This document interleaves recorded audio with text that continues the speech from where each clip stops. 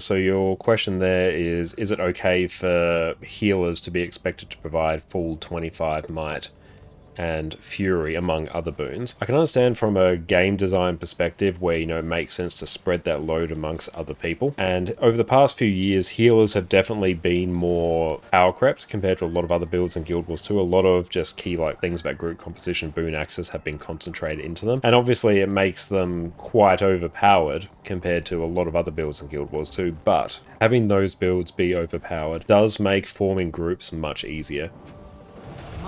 Because if you're in the situation of, having, okay, we have a healer like Vindicator now, it provides on average 10 might, so we need a boon support that then provides, the remaining 15 might and stuff like that, or we need a bunch of DPS builds that also provide it. It makes forming groups much trickier, and it requires a lot more game knowledge on the part of the commander to actually form groups, so it puts an additional barrier in the group composition stage. It reduces, let's say, build craft in the game. There's less of it there because you just throw really any healer at it and you're going to kind of have all the boons. That's sort of the set expectation now.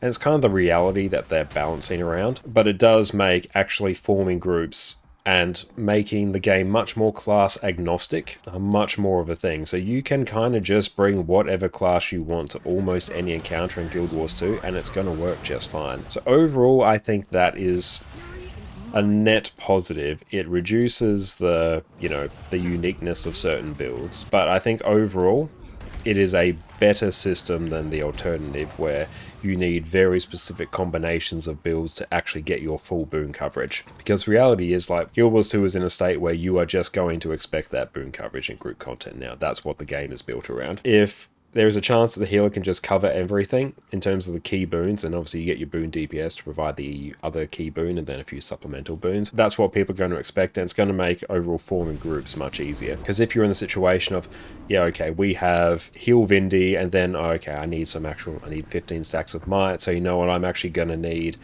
some elementalists which are blasting fire fields, or I'm going to need some scourges with blood is power. It's going to make forming groups much more annoying.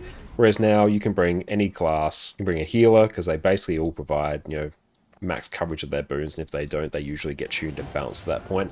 Anyway, I think Heal Vindy in particular does need some more might buffs to truly bring that up to where it needs to be. Might be a bad thing for the game from a design perspective, but I think it's a net positive for the community, and I think if that wasn't the case, endgame content, just group content in general, Guild Wars 2 would be much more annoying to get into, so I am happy to accept it. It means, yeah, you can just jump in, no matter what DPS build. You don't need a DPS build that provides might. It's a nice thing that some can do to patch things up in case your healers are struggling a bit or if people aren't stacking as tightly, but it's not a requirement, which opens up squad flexibility and gives people the chance to play any class they want, which is good.